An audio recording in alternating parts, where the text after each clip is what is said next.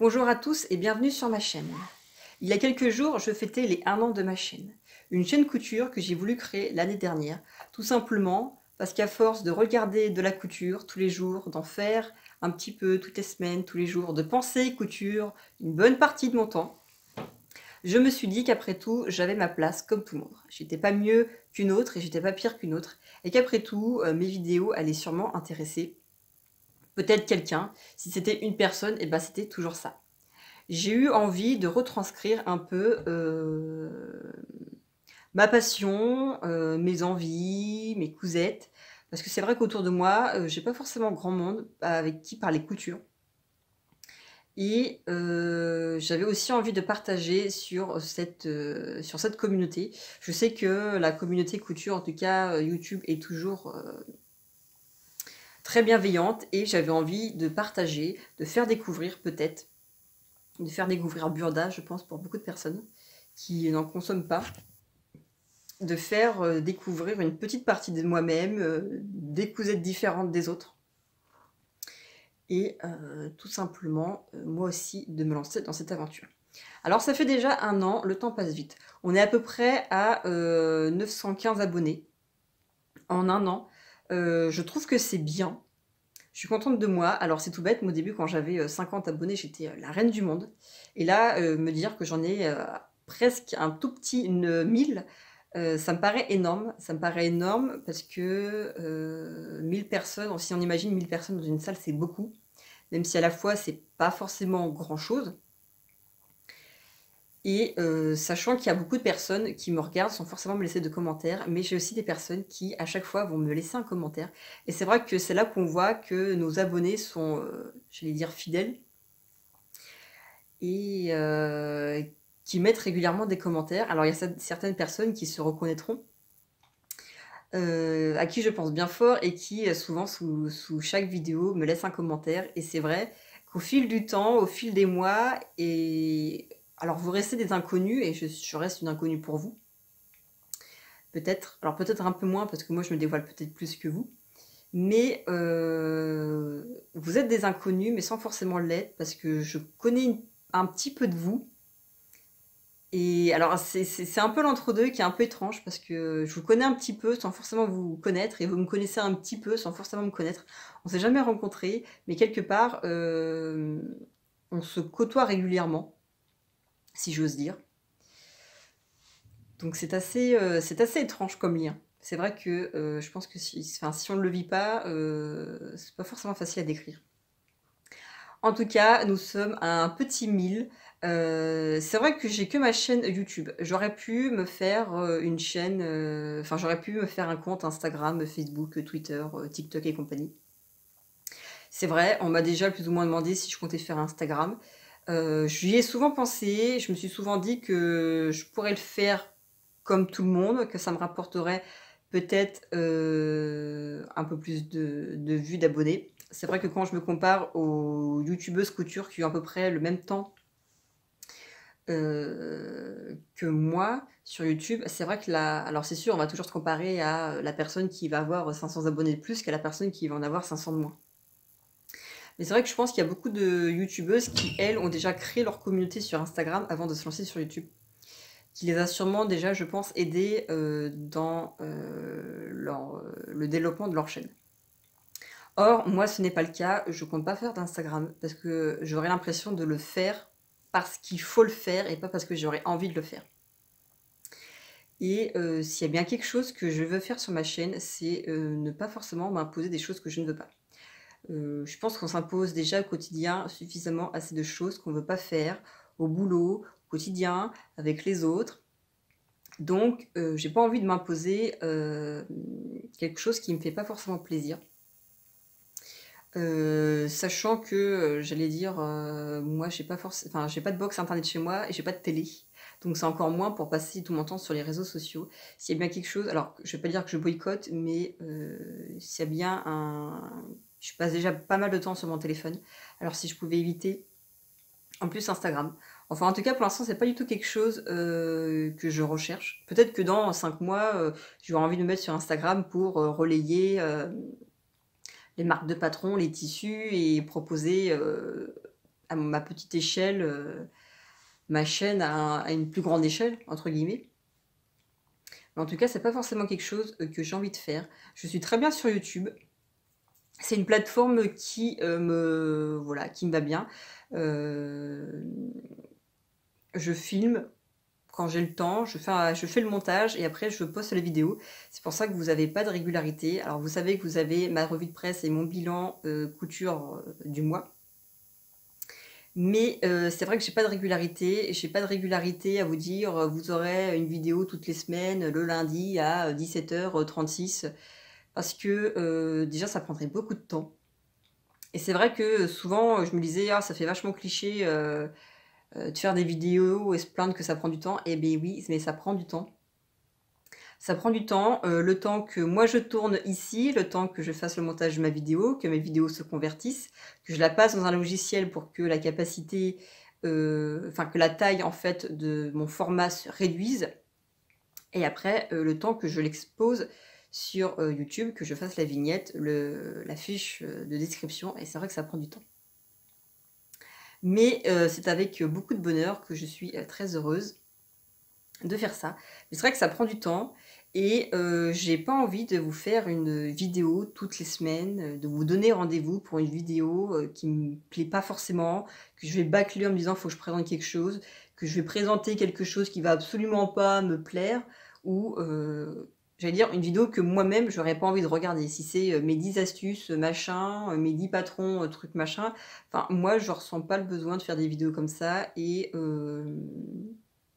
pas forcément les vidéos que je regarde, déjà, parce que je trouve que ça fait... alors, je critique le travail de personne, je trouve que ça fait toujours un peu superficiel et un peu subjectif. Et alors, je vois pas... Je vais pas vous faire une vidéo sur mes 10 burdas, mes 10 modèles burdas préférés de cette année. Je pourrais, à la rigueur, j'aurais matière à dire, je pourrais, mais bon... pour l'instant... alors, c'est peut-être parce que je manque de temps. Si j'avais autant de temps que je voudrais, c'est sûr que j'aurais largement de quoi vous faire un peu plus de vidéos et qu'à force d'en faire, ça me donnerait des idées pour en faire d'autres. C'est sûr. En tout cas, toujours est-il, c'est que oui, la régularité, comme vous avez pu le constater, il n'y en a pas. Des fois, je vous sors des vidéos à 5h du mat et des fois, vous aurez des vidéos à 5h de l'après-midi. Ça, c'est comme moi, j'arrive à plus ou moins m'organiser, me désorganiser, me réorganiser, parce que j'ai toujours prévu toute une liste dans ma tête, et entre ce qu'on prévoit de faire et ce qu'on fait réellement, c'est toujours le grand écart. Et comme dit maman, maman me disait toujours, de toute façon dans ta journée, il y a ce que tu prévois, et il y a les urgences au quotidien que tu fais, et le peu de temps qui te reste pour faire, toi, ce que tu peux. Et c'est vrai que, en tout cas depuis ces 3 derniers mois, ça ne s'est jamais aussi bien profilé que ce proverbe-là. Je suis totalement débordée. Mais bon, cela fait 1 an en tout cas et je suis très contente, honnêtement. J'avais envie de partager couture avec quelqu'un, de montrer aussi mes burdas, parce que je sais que... Alors, j'ai beaucoup de burdas, mais je sais que sur YouTube, je ne trouve pas forcément beaucoup de vidéos avec des burdas. Et je me suis dit que ça allait peut-être être, entre guillemets, ma particularité, ma valeur ajoutée, mon petit plus qui allait me différencier des autres. Et il y a beaucoup de personnes qui me remercient ou qui me disent qu'elles sont contentes de voir du burda parce que ça change et qu'il y a très peu de personnes qui font du burda. Alors que moi, c'est quasiment que ça que je présente. Mais c'est peut-être ça ma petite particularité, même si j'aimerais bien coudre autre chose parce que j'ai beaucoup d'autres patrons. Mais comme vous l'aurez compris, pas le temps que je voudrais. Mais je pense comme beaucoup de monde. Et encore, je m'estime heureuse, entre guillemets. Je suis juste, moi, avec mon mari, j'ai pas la vie de femme avec 2 ou 3 enfants ou d'autres personnes qui ont encore moins de temps ou d'autres projets ou d'autres soucis. Je me plains absolument pas, mais c'est vrai que s'il y a quelque chose que je pouvais contrôler en ce moment, ce serait le temps, parce que ça défile à une vitesse, et j'ai même pas d'enfants, donc j'ose même pas imaginer le jour qu'on a des enfants, c'est en un clin d'œil, on arrive à 40 ans, et puis ouais. Enfin, toujours est-il, je sais absolument plus qu'est-ce que je vous disais, c'est totalement décousu. C'est totalement décousu, ça vous le savez, de toute façon, moi je me mets devant ma caméra et je vous parle comme ça vient, comme je pense. Je ne fais pas de texte ou de préparation. Peut-être que je devrais. Après tout, peut-être que ce serait plus régulier, plus cadré, plus structuré. Pourtant, je suis quelqu'un qui au travail essaie d'être absolument bien organisé, structuré. Et c'est vrai que là, absolument pas. Je fais pas de plan de texte, de plan de vidéo. Ça vient comme ça vient, et puis je trouve que c'est pas plus mal. Voilà. Après, qu'est-ce que je peux vous dire d'autre? Je ne sais pas. J'avais posté j'avais posté un commentaire pour demander si vous aviez des questions à me poser sur moi. Parce qu'après tout, alors j'avais déjà posé cette question-là dans une vidéo que j'avais fait au mois de février. C'est vrai que j'avais pas forcément eu beaucoup de retours. Je m'étais pris un peu un râteau. Je m'étais dit, bon, vas-y, c'est pas grave. Mais je me suis dit que pour les 1 an, ça pouvait du coup vous faire plaisir, peut-être, apprendre un peu plus à me connaître. Et moi, vous en dire un peu plus sur moi, parce que depuis 1 an qu'on se voit régulièrement, peut-être que vous avez des questions. Donc j'ai eu quelques questions, je vais y répondre, ou je vais mettre mon PC. Voilà, j'ai eu quelques questions, je regarde ici et je vous réponds. Alors, la première question que j'ai eue, alors je la prends pas forcément là dans l'ordre, mais c'est mon prénom. Alors, c'est sûr que, je veux dire, quand on se présente, on commence par là. Donc, je ne sais pas, vous, quel prénom vous m'auriez donné. Je ne sais pas, dites-le moi dans les commentaires. Je m'appelle Océane. Voilà, je ne sais pas si vous êtes déçus ou pas du tout déçus, si vous m'auriez plus vu avec une tête de Marie-Charlotte ou de Sabine, je ne sais pas. Mais en tout cas, je m'appelle Océane. Alors, qu'est-ce que j'ai eu comme question? Je vais pas les prendre, enfin, je vais pas lister, je vais prendre comme ça vient. Coucou, tu nous avais parlé de ta robe de mariée cousue main. Quelles ont été les étapes et les difficultés rencontrées? Si vous me suivez, vous avez peut-être eu le courage de voir ma longue vidéo sur ma robe cousue main. Ma robe de mariée, qu'est-ce qui a été compliqué? Ce qui a été compliqué de 1, c'est que je me suis débrouillée toute seule. Alors, j'aurais pu peut-être demander de l'aide à quelqu'un. Oui, c'est sûr, j'aurais eu 1 ou 2 personnes qui auraient pu m'aider, mais j'ai préféré la faire toute seule. Je ne sais pas si ça m'aurait aidé, de toute façon, enfin, je pense, parce que rien que pour les essayages, c'est pas facile de faire des essayages et de, j'allais dire, s'épingler la robe sur soi, alors que, je veux dire, quand on est penché comme ça, c'est pas hyper évident. Première difficulté peut-être. Deuxième difficulté, enfin oui aussi, c'est choisir le modèle parce qu'il y a tellement de modèles et de formes et de coupes différentes que c'est compliqué de se restreindre à juste un seul modèle. Parce qu'on aurait envie de tout coudre avec manches, sans manches, longue robe, asymétrique, bustier, pas bustier, on aurait envie de tout coudre. C'est pas évident de choisir le modèle. Je m'étais dit qu'au mois de janvier, ce serait bien que je commence à réfléchir ma robe. Je l'ai imaginé un peu dans ma tête. Donc je m'étais imaginé le col bénitier, parce que ça c'est quelque chose que j'adore. J'adore depuis que je suis gamine. J'adore ça. À chaque fois que je vois ça quelque part, je m'émerveille. C'est pas quelque chose qu'on voit beaucoup aussi. C'est peut-être aussi pour ça hein, que moi je trouve que ça ressort du lot. Donc le col bénitier c'était obligé. J'avais prévu faire des petites manches papillons en dentelle. Et puis j'ai hésité et je savais pas trop. Et après coup, quand je me suis lancée, je me suis dit non. Je voulais faire un col bénitier dans le dos aussi. Et après coup, je me suis dit que ça allait faire beaucoup de trop et que fallait bien que ça se tienne un peu à mon corps quelque part. Et la robe sirène, parce que la robe sirène, oui, pour moi, c'est superbe. Et c'est un peu le genre de jupe qu'on peut pas mettre tous les jours. Enfin, à moins qu'on soit à un gala tous les jours. En tout cas, je ne sais pas vous, mais moi, ce n'est pas le cas. C'est pas le genre de jupe qu'on peut mettre tous les jours, mais je trouve que pour un mariage, c'est l'occasion ou jamais, en fait. Parce que c'est aujourd'hui qu'on peut, entre guillemets, tout oser et qu'on peut se dire je veux être la plus belle possible parce que c'est aujourd'hui ou jamais. Et la robe sirène, c'est comme le col bénitier, et comme l'encoulure bateau que j'ai eu pour ma robe de mariée religieuse, où je me disais, mais ça m'a toujours tapé dans l'œil, je ne saurais pas pourquoi l'expliquer, et je trouve ça magnifique. Donc ça, c'est aussi une difficulté de trouver son modèle. Je ne sais pas si parmi vous, vous avez des personnes, enfin, si l'une d'entre vous a cousu sa robe de mariée et je sais pas, dites-moi, est-ce que c'était compliqué pour vous de trouver le modèle de la robe? Est-ce que vous avez est-ce que vous avez été essayer des robes dans un magasin et qu'après vous avez dit ok, je veux absolument celle-là, mais je la coudre moi-même et du coup je sais quel modèle me va. Qu'après tout, peut-être que ça n'aurait pas forcément pu m'aller le modèle que j'ai choisi. En tout cas, c'est pas forcément. Enfin, j'ai pas du tout pensé à ça l'autre jour quand j'ai vu la question, mais oui, c'est vrai qu'à dire ça comme ça, c'est un peu. Je sais pas, c'est pas si évident que ça en fait de choisir, de s'arrêter juste sur une robe qui va nous marquer toute notre vie et qui va rester symbolique. Ensuite, difficulté autre, le patronage, je trouve un petit peu. J'avais jamais fait de col bénitier, donc j'y suis allée un peu comme moi je le pensais. J'ai beaucoup hésité sur le fait de est-ce que je faisais une découpe à la taille et du coup je faisais juste après je cintrais avec des pinces.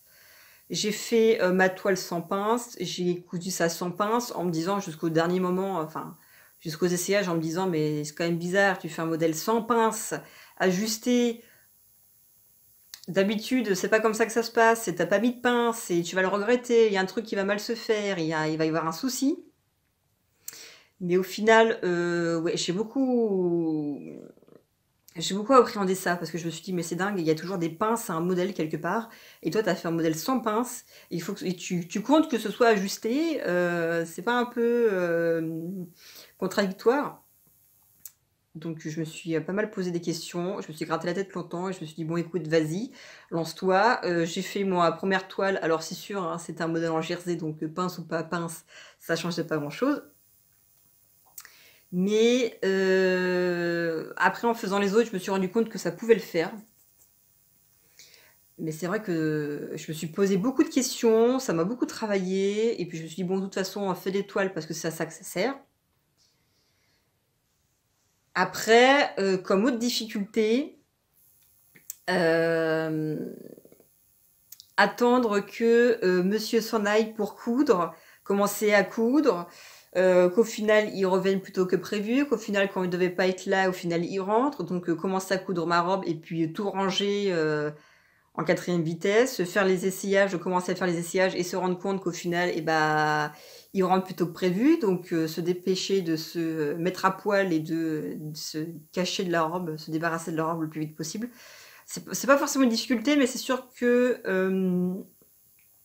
ça aurait pu être plus facile si c'était plus constant les jours où il était là, où il n'était pas là, les horaires en fait.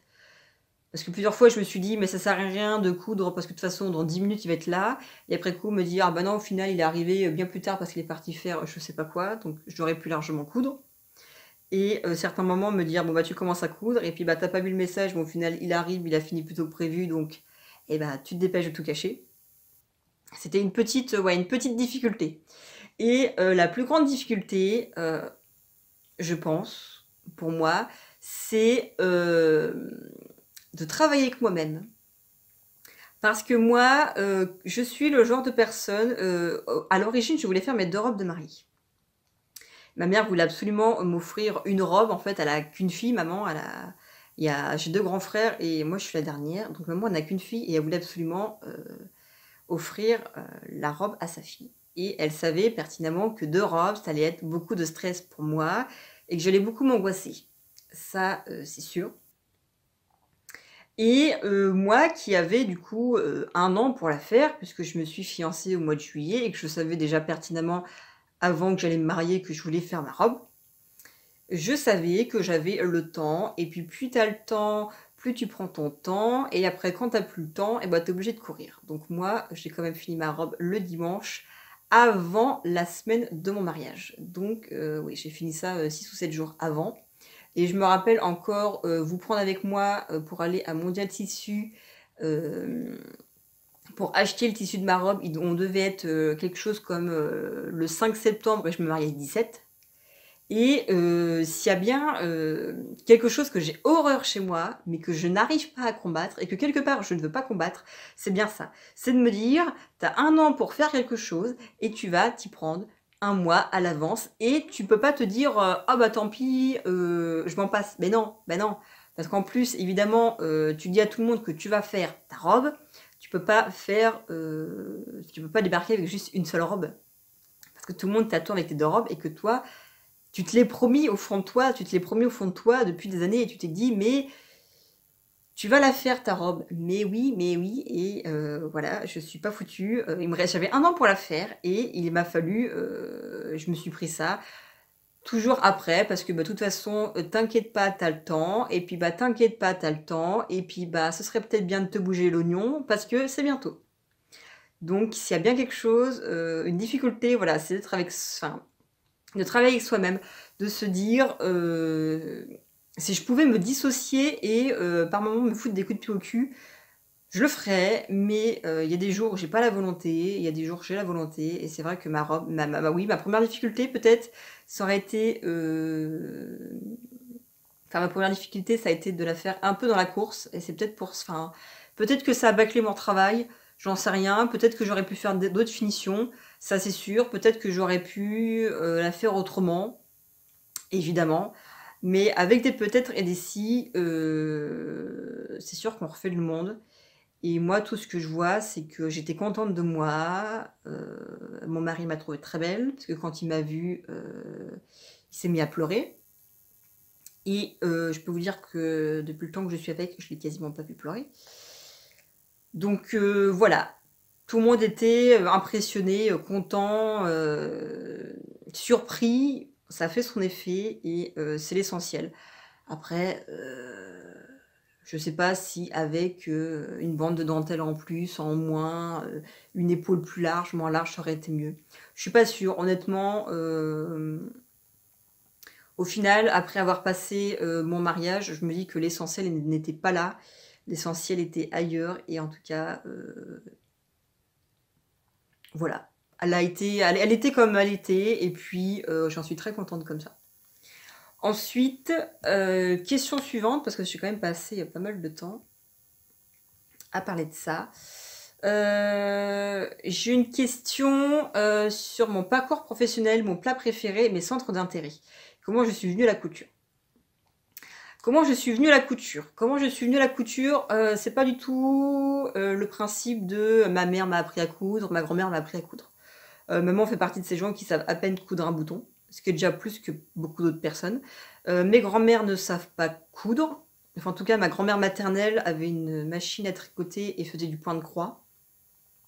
Et du canevas, ça c'est sûr, mais de la couture, non. Et ma grand-mère paternelle, je n'ai jamais entendu parler couture. Enfin, oui, pourtant, non, en fait, ma grand-mère, non. Pourtant, on pourrait se dire, c'est une grand-mère, elle a appris ça. Mais non, donc c'est pas par le biais de ma famille que j'ai appris ça. Si vous voulez, je suis arrivée dans la couture par mes études. Alors, c'est pas forcément quelque chose que je vous ai dit sur ma chaîne, parce que j'avais pas envie de l'étaler, ou je veux dire, même si j'ai des études là-dedans, je suis pas mieux qu'une autre, je suis pas pire qu'une autre, et encore une fois, quand je vois des modèles magnifiques, je me dis, bah, je veux dire, avec ou sans diplôme, on arrive à faire des choses magnifiques. Donc pour moi, c'est pas forcément... Alors c'est sûr, c'est une valeur ajoutée, parce qu'il y a plein de choses que je vais savoir faire, peut-être avec plus de facilité que d'autres, mais ça n'engage absolument pas la qualité et le travail et la beauté des projets. Alors comment ça s'est passé? Je suis arrivée en stage de 3e, il fallait choisir un stage, et j'ai choisi un stage dans un salon d'esthétique, chose qui m'aurait bien plu. Je me suis dit, bah, je vais devenir esthéticienne, tout ce qui est maquillage, ongles, ça me plaisait bien. J'ai pas été prise dans mon lycée, et j'ai été prise sur des listes d'attente.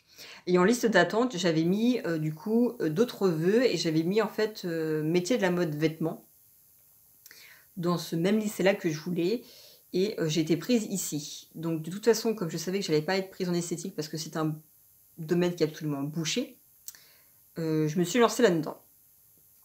Et après coup, c'est pas plus mal parce que esthétique, oui, ça me plaisait. Après, je pense qu'en fait, la nuance, c'était pas forcément l'esthétique, ça aurait plus été la cosmétologie, je pense qu'il m'aurait plus, que j'aurais plus aimé.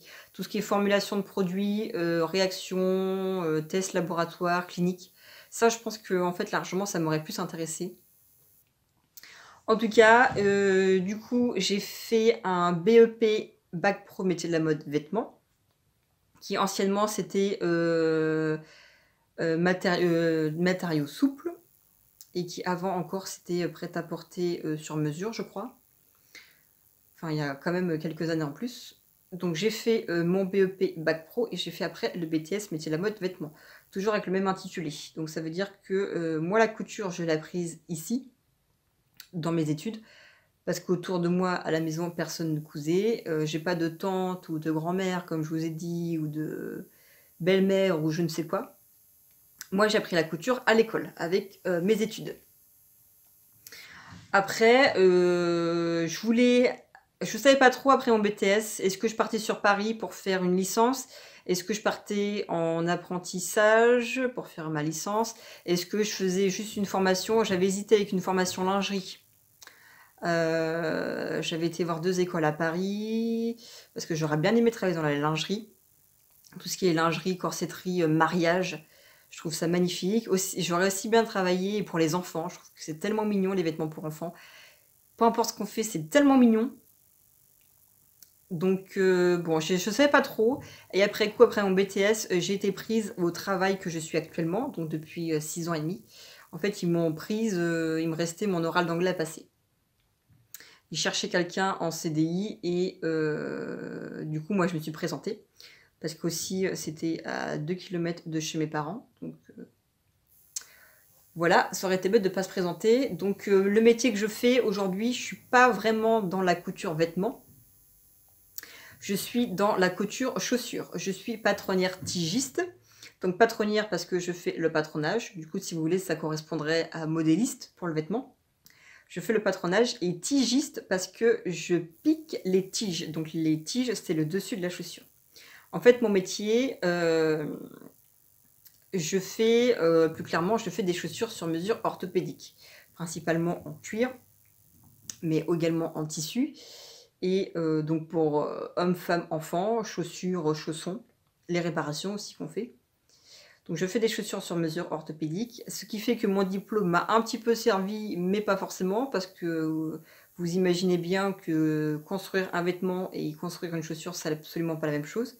Qui plus est, nous, c'est la chaussure sur mesure, donc chaque pied, chaque personne, chaque pathologie est différente. Chaque chaussure du même patient, une chaussure d'une aînée à une autre va être aussi différente par moment. Donc mon diplôme m'a aidé, oui, à m'adapter, parce que je pense que quand on a une perception patronage 3D, c'est peut-être plus simple que quelqu'un qui n'y connaît rien.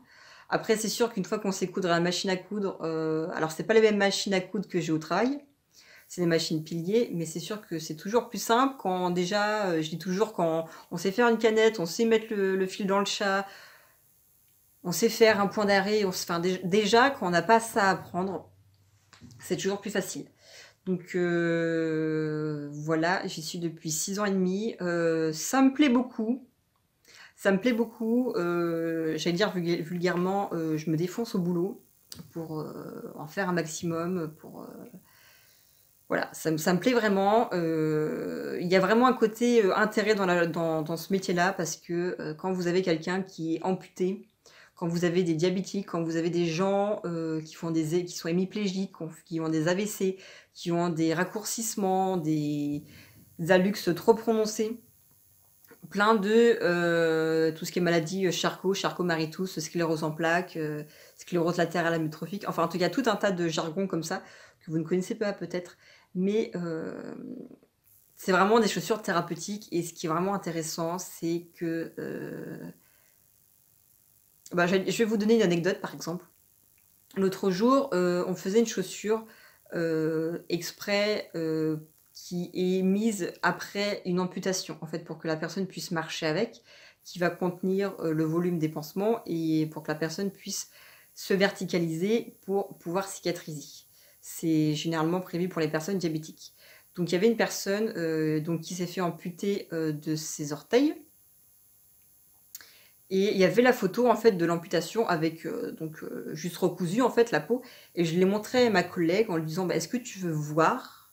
Parce qu'après tout, j'ai une collègue qui est là depuis 2 mois, donc elle n'a pas vraiment vu en fait les pieds avec lesquels on travaille pour améliorer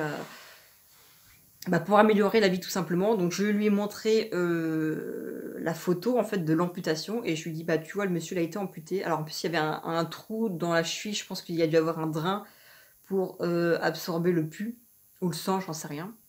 Et je lui ai dit bah tu vois le monsieur il est diabétique, c'est bien de se faire amputer. Je lui ai dit bah tu vois nous on va y faire une chaussure.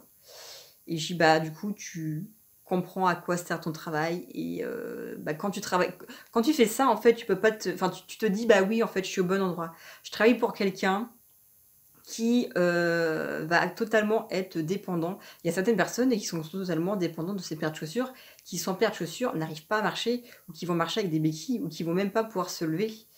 Donc je crois qu'il n'y a pas plus valorisant, je trouve que. Alors évidemment il y a toujours mieux, mais je trouve que mon travail je serais restée modéliste sur Paris ou à faire de la lingerie. Ça aurait été valorisant, oui, mais je pense qu'aujourd'hui, le côté thérapeutique, en fait, je crois que c'est totalement inégalé. Il n'y a pas meilleure chose que de se dire, il y a quelqu'un qui est venu en civière, amené par les ambulances et qui repart sur ses 2 pieds. Je crois qu'il n'y a pas plus motivant au travail que ça. Donc c'est un travail que j'adore, qui est passionnant, qui est tellement enrichissant humainement. Alors c'est pour ça, hein, quand je lui ai montré la photo à ma collègue, je lui ai dit, bah tu vois, quand tu as ça, donc la photo de la personne amputée de ses doigts de pied, je lui ai dit, bah toi déjà, tu regardes tes doigts de pied, tu te dis, oh, ils sont vraiment moches, mais j'ai la chance d'avoir tous mes orteils. Et après, tu relativises un peu sur tes problèmes. Alors certes, on a tous des problèmes. Et peut-être que cette personne-là a encore plus de problèmes que ses orteils amputés. Mais ça aide à relativiser. En tout cas, voilà, j'adore mon travail, j'aime beaucoup mon travail. Je pense en plus, je suis motivée et je pense en plus que je me considère, j'espère, que je travaille bien, que je suis bonne dans mon travail, que je suis consciencieuse, que je suis rigoureuse. J'espère. En tout cas, j'estime moi être bonne dans mon travail et voilà, il n'y a pas. J'adore mon travail. Le seul problème, je pense, comme beaucoup, c'est plus mon patron. Mais en tout cas, voilà, j'adore mon travail. Donc ça, c'est... voilà, ça va débattre un peu mon parcours professionnel. Donc ça fait... voilà, j'ai quitté mon BTS, j'avais pas fini mon oral d'anglais que mon patron m'embauchait en CDI. Donc moi, je fais partie de ces personnes-là qui n'ont jamais connu pointer à Pôle emploi et les entretiens d'embauche et les centaines de CV distribués et les appels qu'on attend toujours. Voilà, moi, je suis sortie de l'école. Je suis partie travailler à 2 km de chez mes parents. J'habitais encore chez mes parents. Donc il n'y avait pas mieux. Ensuite, mon plat préféré. Alors, mon plat préféré, c'est pareil, c'est une question que je me suis tournée dans la tête pendant peut-être une semaine. Parce qu'après tout, il y a plein de choses que j'adore. J'aurais pu largement vous dire que je suis très bec sucré. Moi, j'adore le sucre. S'il y a bien une addiction, je bois pas de café, je fume pas de cigarette. Mais s'il y a bien un truc qui me tient, c'est le sucre. Mais vous choisir un plat, ce serait compliqué et je vous dirais... J'y ai pensé ce week-end en fait en parlant. Mon plat préféré, c'est le repas de Noël ou le repas de Pâques. Nous, on fait Noël avec mes parents, mes frères, les cousins, petits cousins, ma grand-mère, oncle et tante. On fait ça tous ensemble et c'est vraiment le repas de Noël en version communion, quoi. Vous avez les biscuits apéritifs, l'entrée chaude, l'entrée froide. Vous allez avoir le trou normand, le plat de viande avec les haricots, les flageolets, les pommes dauphines, le deuxième tour du plat de viande, la salade avec le fromage, le retour du plat de viande, si tu as encore de la place, parce qu'évidemment, à la deuxième entrée, tu as déjà plus faim. Et voilà, c'est le repas où on commence à manger, on finit, il est 5h30, on débarrasse la table, on fait la vaisselle, et après on se refait un Monopoly pendant 2 heures. à plusieurs, donc le truc est interminable et au final, on arrive jamais, enfin, généralement, on n'arrive pas à le terminer et après on repasse à table, on n'a même pas faim, mais on repasse à table et on remange et c'est je trouve que c'est en plus, c'est, le rassemblement de tout le monde et j'allais dire, c'est pas tous les jours qu'on se rassemble tous, donc nous, on a Noël et Pâques, on a évidemment, on a eu mon mariage. Mais il y a pas des mariages, tous les ans, dans ma famille en tout cas, ou alors il faudrait que mes frères se débouginent. Mais voilà, mon repas préféré, ça va faire très cliché, mon plat préféré, c'est le repas de Noël ou de Pâques, où on est 18 à table et où le plat de viande fait 3 fois le tour, alors que toi, ça fait 2 plats avant que tu as déjà plus faim. Voilà, et voilà, c'est mon plat préféré, ou dessert, salade, et après, il y a la bûche au chocolat, la bûche au café, la tarte aux pommes, les truffes, les roses de sable, enfin voilà. Vous m'aurez compris, le meilleur plat, le meilleur repas, c'est bien accompagné, bien mangé et s'aimer, tout simplement. Ensuite, des centres d'intérêt. Des centres d'intérêt, à part la couture, pas grand-chose. Voilà, en ce moment, c'est vrai que je pense couture, beaucoup. Je m'imagine des prochains projets couture, je m'imagine des vidéos, j'imagine des vêtements, je prévois des trucs, des machins, et voilà, j'ai beaucoup de couture, pas grand-chose d'autre, à vrai dire. Et voilà, comment j'en suis venue à la couture, et ben maintenant, vous le savez. Ensuite, autre question, quel âge as-tu? Ah non, à quel âge as-tu commencé la couture? Donc j'ai commencé la couture quand j'ai commencé mon bac, donc à 16 ans. Ça fait du coup 10 ans que je couds. Ta mère, ta grand-mère t'ont éduqué avec une machine à coudre à portée de main. Te souviens-tu de tes premiers ouvrages? Non, j'ai pas été éduquée avec une machine à coudre. Mes premiers ouvrages, c'est ce que j'ai dû coudre à l'école. Après, j'ai cousu une robe pour mes 18 ans. J'ai cousu une robe Burda que j'avais achetée en patron pochette. C'était une robe sans col, sans manches, cintrée avec une jupe patineuse. Et sur la photo, en fait, elle était en satin rose. Et moi, j'ai fait la même, mais en satin bleu clair. Le truc flash, je l'ai encore en fait. Je la garde en me disant que ça me ferait mal de l'acheter, qu'elle me va toujours. Mais après, faut un peu trouver l'occasion pour mettre une robe comme ça. J'allais dire, en plus, l'année prochaine, j'ai pas 2, mais j'ai 3 mariages, donc peut-être que ce serait l'occasion. Je sais pas. Mais je m'étais cousu ça, je m'étais cousu aussi pour... hélas, pour ma cousine, je m'étais cousu une robe pour sa communion avec... pareil, encore une robe burda, il faudrait que je vous les montre. Avec les manches et la jupe en bleu marine et le corset, enfin le corsage en bleu marine avec des encres blanches. Voilà, je m'étais cousu ça. C'est comme ça qu'en fait j'ai commencé à coudre burda. Je m'étais cousu aussi un projet, parce que le projet que j'avais fait en stage en 3e année de bac m'avait pas plu. Donc en fait j'avais pris un burda, j'avais décalqué un burda, j'avais fait une robe burda et j'avais dit que j'avais fait ça mon projet, pour mon projet de stage. Et c'est comme ça en fait que j'ai acheté mon premier burda, du coup en 2013. Et c'est comme ça que j'ai commencé à coudre. Donc c'est sûr que burda, c'est pas forcément le plus simple quand on commence à coudre. Moi j'avais déjà quelques notions, donc c'était pas si compliqué. Même si c'est pas toujours simple encore, 10 ans après avoir commencé la couture. Mais voilà, voilà, je me souviens de ces 2 robes-là. Je m'étais faite, oui, une petite trousse, maquillage. Mais sinon, je crois que c'est à peu près tout. Voilà, c'est les 2 vrais projets que je me suis lancée. Et voilà, c'est les 2 projets qui me restent en tête en fait. Les 2 gros projets, parce que bon, la trousse, entre guillemets, c'est pas si compliqué que ça. Mais c'est ouais, les 2 gros projets un peu plus longs. Pas forcément compliqué, mais un peu plus long. Quoique la jupe patineuse à faire un ourlet, je m'en souviens encore. Et j'allais dire, vous savez quoi, ma jupe, ma robe là, pour mes 18 ans, bah, vous savez quand est-ce que je l'ai finie? J'ai dû la finir la veille de mes 18 ans. Donc vous voyez, 10 ans après ma robe de mariage, et bah c'est toujours le même bordel. Voilà, voilà, voilà, ça ne change rien. Ça ne change rien. Ensuite, après, qu'est-ce que j'ai eu d'autre comme commentaire? Alors là, j'ai un commentaire assez long de quelqu'un qui se reconnaîtra, Cathy. J'ai une question sur ton organisation couture et quel matériel tu utilises. Alors, quel matériel j'utilise? J'ai une machine à coudre de la marque Alpha, électronique modèle 660. Alors, c'est absolument pas une marque qu'on a l'habitude de voir. J'avais acheté ça.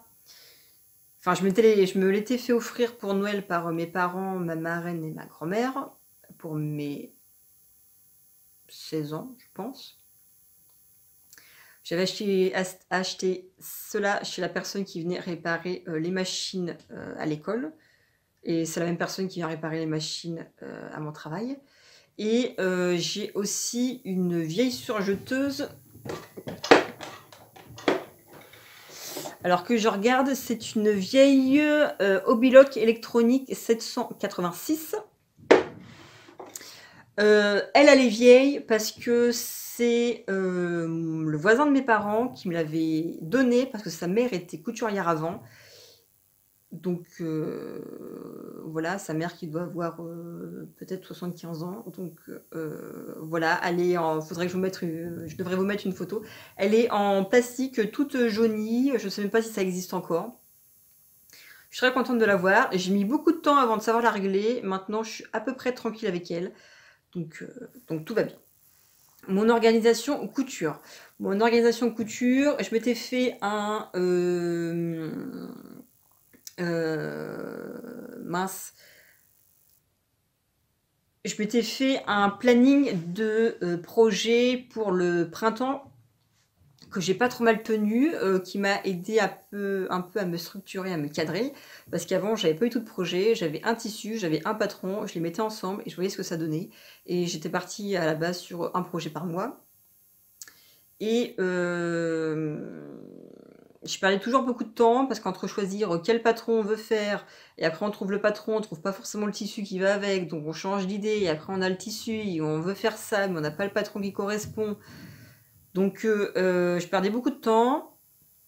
Là j'ai gagné du temps à savoir qu'est-ce que j'allais faire, m'organiser, tout ça. Ça c'est vrai que j'ai gagné du temps. Après comment je fais, moi j'utilise pas de patron pochette, enfin en tout cas comme c'est quasiment que des burdas. Je décalque tout, ce qui prend un petit peu de temps. Après, j'ai pas l'impression... Alors, j'ai jamais fait de patron PDF, mais j'ai pas l'impression que ce soit pire que de scotcher 30 ou 40 feuilles ensemble et après de tout redécouper. Donc, je fais ça. Je lave mon tissu après quand je veux choisir mon projet. Ça veut dire que quand j'ai du tissu, je mets ça dans une caisse et je le lave pas tout de suite. Donc je le lave à ce moment-là, je le coupe, je le pique et après quand je termine, je passe à un autre projet. Je suis pas le genre de personne à avoir 3 ou 4 projets en même temps parce que c'est le meilleur moyen de tout commencer, de rien finir. Moi je reste sur un projet, je fais un projet, je le termine et après je passe au suivant. Voilà comment je m'organise. Après... Je pense que tout est dit. J'essaye de me faire 3 projets par mois parce que il faut que j'ai du contenu à vous proposer. Parce qu'un projet par mois, ça va peut-être pas vous plaire si je vous fais une vidéo pour vous montrer juste une seule chose que j'ai cousue dans le mois. Et parce que j'ai besoin de coudre. Voilà, j'ai besoin de coudre. Quand je suis 2-3 jours sans coudre, ça me défrise un peu. J'ai besoin de coudre. J'ai besoin de me défouler de mon travail sur quelque chose. Et la couture s'y prête absolument bien. Même si c'est vrai que des fois, quand je fais du patronage toute la journée ou que je pique toute la journée, le soir, j'ai pas forcément envie de faire la même chose. Donc, c'est pour ça aussi que je décalque beaucoup de burdas, parce que j'ai absolument pas envie de me prendre la tête à faire mes propres patronages moi-même. Je pourrais, à la rigueur, mais c'est vrai que ça fait 70 ans qu'ils existent. J'ai un panel de patrons disponibles, moi qui n'ai absolument pas forcément très créative, eux, ils ont la créativité pour moi, ils ont le savoir-faire. Moi, je ne me prends pas la tête, je décalque, je fais et basta. Voilà. Ensuite, je ne sais plus où est-ce que j'en étais. Alors, car il me semble que tu utilises également du matériel sur ton lieu de travail. Alors, sur mon lieu de travail, mon patron avait acheté des machines à coudre comme la mienne en fait, qui faisait un peu brodeuse. Parce qu'à un moment donné, on faisait un peu de broderie sur les machines à coudre. Et bah voilà, ça s'est tombé à l'eau. Le temps, c'est de l'argent. Donc, on a arrêté de faire ça. Donc, on a 2 belles machines à coudre. Je crois que ça doit être des Janome. Donc, je prends ces machines pour faire mes boutonnières. Parce que moi, je n'ai jamais réussi à faire mes boutonnières sur ma machine à coudre. Donc, je prends la machine pour faire ces boutonnières-là. Et bah, de toute façon, c'est ce que je disais à mon responsable. J'ai dit, de toute façon, ces machines-là, elles marchent plus pour notre temps personnel, faire nos boutonnières, qu'au travail. Donc, voilà. Voilà ce que j'utilise à mon travail. Mes achats couture, je suis abonnée à Burda. Bon, ça vous en doutez. J'ai beaucoup de Burda. Ça, vous le savez. J'ai beaucoup aussi d'autres patrons. J'ai beaucoup de tissus. Mes achats couture, c'est vrai que j'aurais pu faire des commandes, comme j'avais fait pour Dressenstoffen, avec les projets qui vont aller avec, histoire de ne pas commander du tissu pour encore plus agrandir le stock et ne plus savoir quoi en faire. C'est vrai que dans tout ce que j'avais commandé chez Dressenstoffen, j'ai tout mangé, à part quelques chutes, quoique non, je crois que non. Je dois avoir tout utilisé, donc je pourrais largement refaire une liste de projets pour... alors pour cet hiver, c'est un peu tard, hein. On est au mois de décembre, mais peut-être pour le printemps suivant, me faire une liste un peu plus courte aussi, parce que j'avais vu un peu large. Au final, ça m'a tenu plusieurs mois, enfin quasiment toute l'année, mais c'est pas plus mal. Quelque part, ça m'a bien structuré. C'est vrai que j'aurais pu choisir, je pourrais choisir aussi, refaire quelque chose pour le printemps dans le même goût, avec une autre commande pour commander d'autres choses. Sauf que j'ai déjà beaucoup de tissus, et si je recommande du tissu, j'aurais un peu l'impression de me moquer, moi qui dois absolument utiliser les tissus avant. Voilà. Ensuite, ton moment préféré en couture. Mon moment préféré en couture, c'est quand, en 2-3 coutures, bah, ça ressemble à quelque chose. C'est hop, je pique les épaules, je pique les côtés, je pique la parmenture, et déjà, hop, déjà, ça ressemble à quelque chose. Alors, des fois, il y a des projets qui sont longs.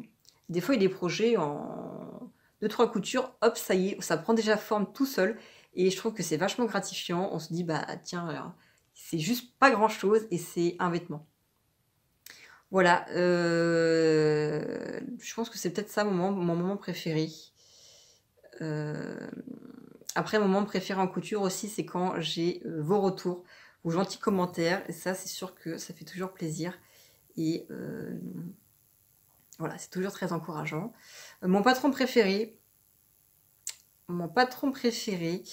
Oula, ça, c'est vachement dur.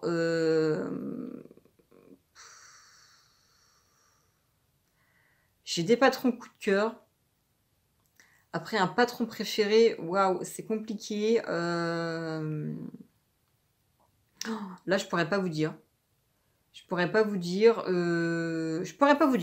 Peut-être que parce que je l'ai pas encore trouvé et que j'ai pas eu le saint graal du patron préféré, mais en tout cas, là, je pourrais pas vous dire. C'est vachement compliqué. Voilà, je sais pas. Je pourrais pas vous dire. Ta vision de la couture quand tu as débuté et ce qu'il en ressort aujourd'hui, ainsi que ce que tu penses de cet engouement et du développement de la communauté couture dans les réseaux sociaux. Ta vision de la couture quand tu as débuté. Alors moi, je n'étais absolument pas tombée dans la bonne branche. C'était pas ce que je voulais faire. Je m'étais dit, bah écoute, au pire, tu feras ton bac et après, tu feras autre chose. Après coup, je me suis dit, bah écoute, tu vas essayer le BTS sur candidature, tu vas voir. J'étais prise à mon BTS et après coup, je me suis dit, ah, t'as peut-être mis le doigt dans le bon métier et t'as peut-être eu... c'est peut-être ce qu'il te fallait. Ce qui en ressort aujourd'hui, alors c'est marrant parce que j'ai eu mon bac, j'ai eu mon BTS, j'ai un petit peu cousu, j'ai commencé à coudre quand j'étais avec mon ex chez nous. Et c'est arrivé au moment où on s'est séparés. Je m'étais cousu un espèce d'ensemble Burda avec de la laine que j'avais commandé chez les Coupons de Saint-Pierre. C'est comme ça que j'ai connu ce site-là. Et après, j'ai été très longtemps sans coudre, plus rien. Alors pourtant, j'avais déjà un stock de tissu que j'avais commencé largement à me faire. Mais oui, c'est venu, c'est reparti. Et après coup, à force de regarder des vidéos couture, de parler couture, c'est revenu d'un coup et plus on en fait, plus on a envie d'en faire. Et c'est sûr que l'autre jour, j'ai fait un grand tri dans ma garde-robe. Et je suis contente de voir qu'il y a beaucoup de vêtements qui sont là. Et c'est moi qui les ai fait avec mes petites mains. Et pas mal de temps, mais c'est moi qui ai l'auteur de tout ça. Et c'est une grande fierté. Donc, ce qui en ressort aujourd'hui, ainsi que ce que tu penses de cet engouement et du développement de la communauté couture dans les réseaux sociaux. Je suis pas réseaux sociaux, encore moins réseaux sociaux couture, à part YouTube, je regarde pas les autres réseaux sociaux. Donc je peux pas forcément vous dire ce que j'en pense de cet engouement. Je trouve ça bien que la couture revienne. Après, est-ce que c'est pas un effet de style? À l'époque, il y avait cousu main, Proche Fashion. Est-ce que c'est pas un effet de mode de se dire, tiens, c'est redevenu tendance de coudre soi-même ses vêtements? À une époque où c'était ringard, ou pour beaucoup de personnes maintenant c'est peut-être encore ringard. Est-ce que c'est pas juste un effet de mode? Est-ce que c'est pas un cliché de voilà, je suis dans mon petit appartement en ville, mais je suis capable de me coudre quelque chose enfin, je sais pas, je jette la pierre à personne. Moi, je pensais pas que ça allait me tomber dessus comme ça. Cet engouement et cette passion que j'ai pour moi, la couture. Après, je jette la pierre à personne. Je sais pas. Je pense qu'il y a beaucoup l'effet de style. Enfin, l'effet de mode plutôt. Après, on verra bien dans 10 ans. J'allais dire, on verra bien toutes ces chaînes qui sont jeunes, j'allais dire comme la mienne, on verra bien dans 10 ans si elles sont toujours là. Et après, on peut regarder les chaînes qui sont là depuis déjà des années. Je pense à Friendly Couture, je pense à SB Création, qui sont là depuis déjà des années. Et que là, on se dit, bah, c'est peut-être juste un effet de mode, mais ça fait 4-5 ans et elles sont toujours là. Et elles en parlent toujours avec autant de passion. Donc voilà, je trouve que c'est motivant. Je trouve que c'est pas plus mal, quelque part. Même si, à la rigueur, ce serait juste un effet de mode. De se dire que ça stimule les gens. Parce que créer quelque chose de ses mains, il n'y a rien de plus stimulant. Et voilà, on fait quelque chose de manuel. On transforme une matière première en quelque chose qui va être durable ou qui va rester. Voilà, donc à la rigueur, j'allais dire, c'est pas plus mal que de faire autre chose. C'est pas plus mal que de faire du mal. Voilà, ce que je déteste le plus en couture, quand ça veut pas coudre, quand les planètes s'alignent pour que quoi que tu fasses, tu n'y arrives pas, pour que tu sais pas pourquoi, mais il y a toujours un truc qui fait que ça ne va pas. C'est pareil au boulot, hein. Il y a des jours, tu sais pas pourquoi, la machine est bien enfilée, la canette est bonne, tu fais tout ce qu'il faut et la machine veut pas. Et ton fil casse, il se dédouble, et tu recommences ta couture 3 coups. Et tu sais pas pourquoi, et tu sais pas pourquoi, et ça t'énerve, et tu sais même pas pourquoi. Jusqu'au moment où tu te dis, bah écoute, lâche l'affaire, tu reprendras demain, parce que de toute façon, ça fait une demi-heure que tu fais que de la crotte, tu t'excites sur ta machine qui veut pas travailler, et c'est sûr que ça marche pas. Donc ce que je déteste le plus, oui, je pense que c'est ça en fait. C'est quand tout simplement, tu sais pas pourquoi, ça veut pas coudre, tu t'excites dessus, ça marche forcément encore moins bien. Et tu ressors de ça, tu as envie de jeter ta machine par la fenêtre. Voilà, ce que je déteste le plus, ouais, je pense que c'est ça. Et je vais pas dire les fronces parce que je déteste pas. Et parce que je fais beaucoup de patrons avec des fronces. Si je détestais vraiment les fronces, j'utiliserais pas autant de patrons avec des fronces. Ouais, ce que je déteste, ouais, c'est plus ça, parce qu'après coup, tout ce que j'ai cousu, j'ai pas fait de toile, sauf ma robe de mariée, mais tout ce que j'ai cousu, j'ai pas fait de toile, donc je peux pas dire ce que je déteste, c'est d'avoir passé 5 heures à avoir fait un truc et qu'il est trop petit.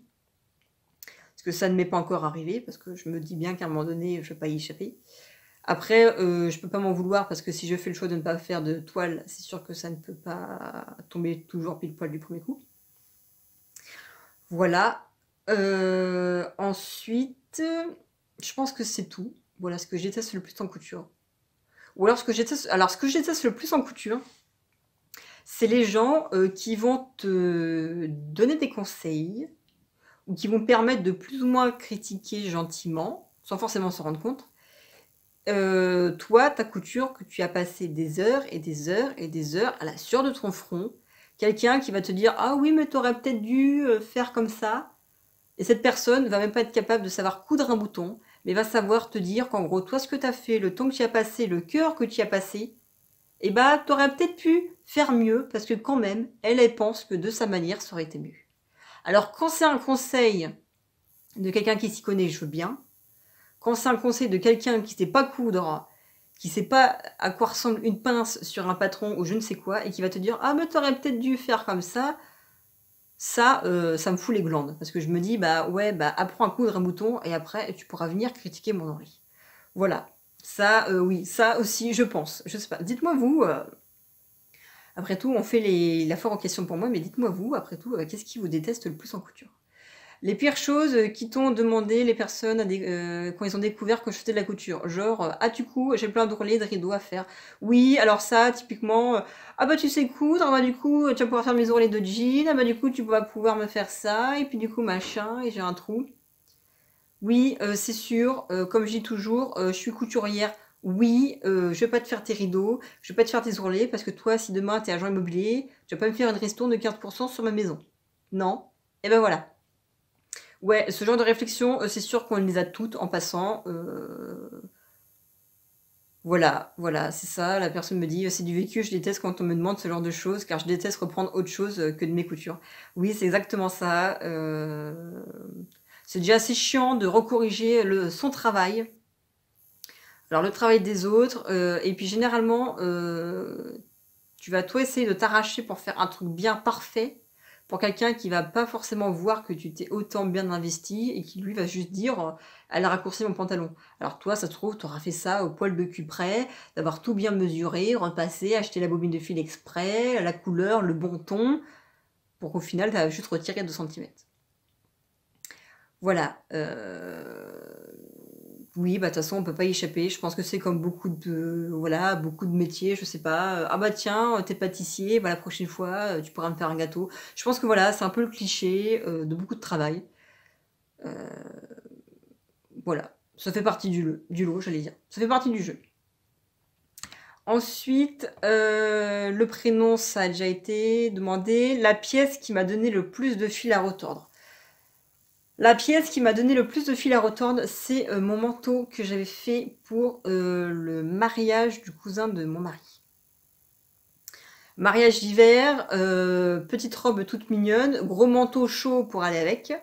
J'ai passé beaucoup de temps. Alors, j'ai passé beaucoup de temps, ne serait-ce qu'à tout décalquer, parce qu'il y avait beaucoup de pièces, qu'à tout découper, parce que les 3 mètres y ont passé intégralement, plus la doublure. Le temps de tout coudre, et j'ai passé un temps monstrueux sur la patte, enfin sur la fente arrière. J'ai cousu, redécousu, refait, refait, redécousu, la doublure, le dessus, recoudre la doublure à la main, redécoudre, refaire. Ça, voilà, ça fait partie des choses qu'il faudrait que je reprenne, que j'ai absolument pas envie de m'y mettre. Mais oui,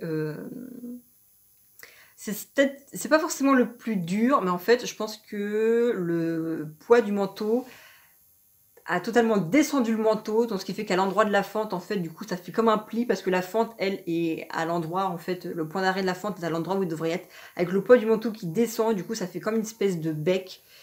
Et j'avais déjà recousu le manteau, en fait, à travers la doublure, parce qu'au final, le manteau avec le poids, c'était complètement... je voulais au même niveau, était déjà redescendu.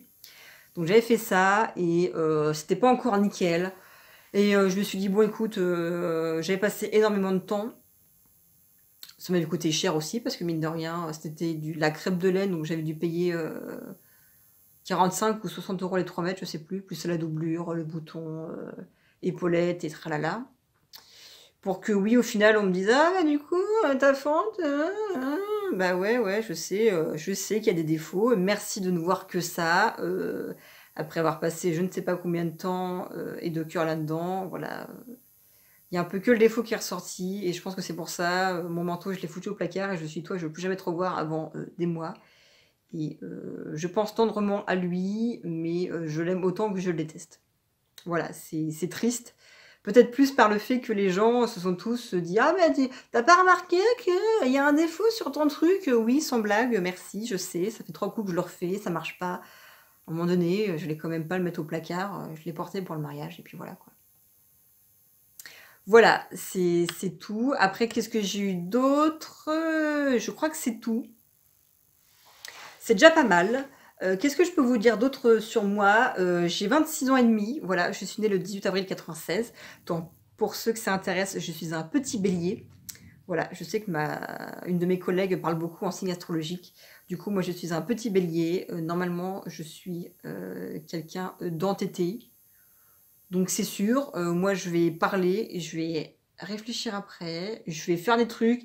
Et après coup, je vais me dire, si tu avais pris 5 minutes de plus, tu aurais pu faire autrement. Voilà, c'est vrai que je ne travaille pas et je ne vis pas comme coup de tête, mais ça m'arrive aussi régulièrement. Voilà, et je ne sais pas quels sont les autres avantages, inconvénients du bélier. Voilà, souvent c'est bête à cornes enfin, sur des coups de tête. Voilà. Après, qu'est-ce que je peux vous dire d'autre? Je suis normande, ça vous le savez. Je m'appelle Océane, ça vous le savez aussi.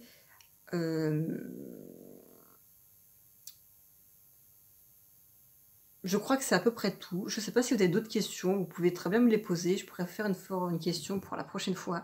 Je ne sais pas qu'est-ce que je peux vous dire d'autre. Après, si vous me demandez question budget à l'année, temps à l'année, qu'est-ce que je préfère comme telle matière ou je ne sais pas quoi, posez-les moi et puis je pourrais toujours répondre ça dans une prochaine vidéo. Voilà, je pensais pas que cette vidéo allait être aussi longue, mais bon, ça fait du bien aussi des fois de parler juste de parler d'autre chose que de la couture, et puis comme ça vous allez connaître un peu plus de choses sur moi, et puis moi je vais parler d'autre chose que du dernier magazine Burda et de cette petite couture anglaise mal repassée. Voilà. Voilà, j'espère que ça vous aura plu, j'espère que vous serez toujours aussi nombreux et attentifs et bienveillants envers moi et ma chaîne. Voilà, j'ai aussi, vous le savez si vous avez vu mes bonnes résolutions de l'année dernière, j'ai fait une dépression et je pense que la couture m'a vraiment aidée à sortir de ça, en fait. De m'enfermer dans une bulle, de me dire s'il y a bien une chose que tu peux contrôler, c'est ça. S'il y a bien quelque chose qui te fait plaisir, c'est ça. Il y a tout ce qu'il faut pour que tu puisses créer, coudre, faire, te vider la tête, penser à autre chose. Et c'est aussi pour ça, ma chaîne, je me suis dit, ça va me forcer à me sortir la tête de l'eau, à parler d'autres choses, à faire des choses, à découvrir autre chose. Et puis, je me suis dit que, objectivement, ce que je couds est pas mauvais et que j'allais forcément avoir des retours positifs et des compliments et que ça allait... c'est vachement gratifiant, en fait. Et je me suis dit, bah...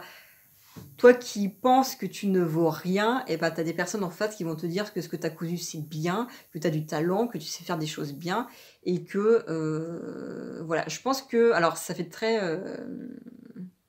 comment je pourrais dire ça, j'ai fait ça pour me rendre intéressante, non, ou j'ai fait ça pour réclamer de l'attention, non, mais quelque part je me suis dit, tu as des gens qui vont te soutenir, et tu as des gens qui vont te pousser, tu vas faire découvrir des choses à des gens, et les gens vont être contents, et ils vont te féliciter, et ils vont te complimenter parce que voilà, tu fais des trucs qui sont pas trop mal, enfin, je trouve à mon échelle. Et voilà, je pense que j'avais besoin aussi de me dire, bah, ça va te booster, parce que tu as quelqu'un qui va te régulièrement te dire que ce que tu fais c'est bien, qui va être régulièrement à t'envoyer des messages, et voilà, ça va te booster, ça va te motiver, tu vas te mettre dans l'engrenage, où du coup tu vas parler encore plus couture, où tu vas faire plus de couture, et voilà, ça a été un peu une thérapie. D'ailleurs, au moment de choisir un nom pour ma chaîne, j'avais pensé thérapie... il y a le groupe de musique Thérapie Taxi que j'aimais bien. Et je me suis dit, bah, je vais faire thérapie couture ou couture thérapie. Et j'avais déjà vu qu'il y avait quelqu'un qui avait appelé sa chaîne comme ça. Donc je me suis dit, je vais pas faire ça. Du coup, j'ai choisi en robe des champs parce que quand on pense vêtements, quand on pense couture, garde-robe féminine, je pense que quand on pense femme, on pense avant tout, je pense à une robe qui symbolise bien ça, et en robe des champs, du coup les champs parce que je suis issue d'une famille paysanne, mes parents sont agriculteurs, grands-parents, oncles et tantes, depuis des générations, on est très peu à ne pas être dans le milieu agricole dans la famille. Je fais partie, moi, de ces gens-là, et moi, absolument hors de question que... Voilà, c'est pas du tout un domaine que... C'est plutôt un domaine que j'ai fui, en fait. Plus, donc du coup, en robe des champs, parce qu'une petite pomme de terre en robe des champs, et en robe des champs. Voilà, je trouvais que ça faisait un petit clin d'œil, un petit jeu de mots, et je me suis dit, bon bah vas-y, j'aurais pas voulu faire un classique Océane Couture, Océane Couture Addict, des vidéos d'Océane, les cousettes d'Océane, voilà, je me suis dit que c'était pas forcément moi, et de me dire, voilà, vidéo couture en robe des champs. Je trouvais que c'était un petit jeu de mots tout mignon, et puis voilà, moi ça me plaît bien, parce que bon, je renie pas mes origines, voilà, c'est absolument pas, je pourrais jamais faire sans. C'est partie intégrante de ma vie, de mon histoire, de mon passé, de mon futur. Mais voilà, pour rien au monde, j'aurais voulu être dans ce milieu-là. C'est pour ça que c'était bien de faire de la couture, ça changeait des tracteurs et des vaches. Mais voilà, c'est une partie de moi-même, donc en robe des champs. J'avais pensé à mettre aussi Océane avec l'abrégé de mon nom de famille VDM. Sauf que du coup, ça ressemblait trop à Raphaël DNV, je crois. Donc ça fait un peu copier-coller. Et puis je trouve que c'était peut-être un peu trop s'exhiber. Enfin, je sais pas, voilà, je me dis ça en dit un peu trop sur peut-être mon nom de famille. Alors c'est sûr que nous dans le coin, enfin voilà, VDM, abrégé, vous ça vous dit rien. C'est vrai que moi j'avais l'impression que mon nom ressortait trop, même si vous allez pas forcément connaître. Mais voilà, voilà le pourquoi du comment en robe des champs. Et puis voilà, qu'est-ce que je... Voilà, je sais pas, dites-moi, posez-moi d'autres questions si vous en avez d'autres. C'est vrai que ça fait, la vidéo est longue, je sais pas si je vais tout raboter ou si je vais tout laisser tel quel comme ça, et puis que vous allez vous débrouiller avec. Je ne sais pas, mais en tout cas, c'est avec beaucoup de plaisir que j'ai créé cette chaîne, c'est avec beaucoup de plaisir que je la continue, c'est avec beaucoup de plaisir que je prévois de faire des choses. Alors, je prévois plein de choses et le temps me laisse faire le peu de choses qui me laisse le temps de faire. Mais voilà, ça me plaît beaucoup, et puis j'espère que vous aussi, j'espère que vous serez toujours plus nombreux, toujours plus curieux. Voilà. Et puis sur ce, je vous remercie, en tout cas, si vous avez été là jusqu'à la fin. Et si vous avez, voilà, si vous êtes abonné depuis longtemps, si vous êtes abonné depuis 2 jours, si vous êtes revenu, reparti, si vous êtes, voilà, dites-moi, je sais pas, dites-moi ce que vous en pensez. Voilà, dites-moi, je sais pas, parlez avec moi un petit peu après avoir parlé plus d'1 heure, à vous de jouer. Voilà, je vous embrasse, et puis je vous remercie beaucoup pour tout, et je vous dis à bientôt.